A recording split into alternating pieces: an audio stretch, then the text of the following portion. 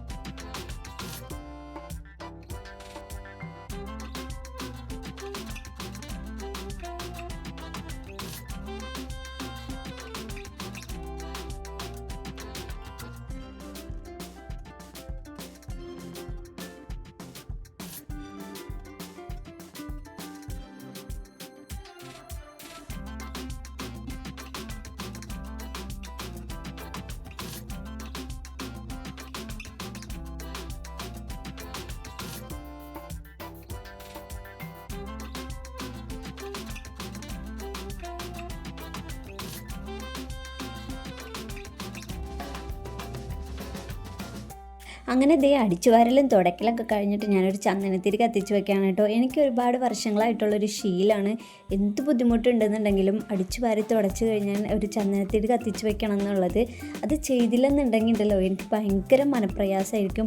അഥവാ എനിക്ക് ചെയ്യാൻ പറ്റിയില്ലെന്നുണ്ടെങ്കിൽ വീട്ടിലൊമ്മിച്ചിനെ പറഞ്ഞേൽപ്പിച്ചിട്ടായിരിക്കും ഞാൻ ജോലിക്ക് പോവുക.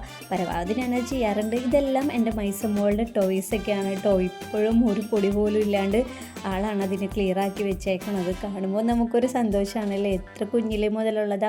ഇതൊക്കെ അവളുടെ ക്രിയേഷൻസ് ആണ് കേട്ടോ. അപ്പോൾ ഉച്ചയ്ക്ക് നമുക്കിന്ന് മീനൊന്നും കിട്ടിയിട്ടുണ്ടായിരുന്നില്ല. പൊതുവേ മഴ ആയതുകൊണ്ട് മീൻകാരൊന്നും പോയിട്ടുണ്ടായിരുന്നില്ല. അപ്പോൾ ഇന്ന് ഇത്രയൊക്കെ ഉള്ളൂ. Okay, bye, Tata.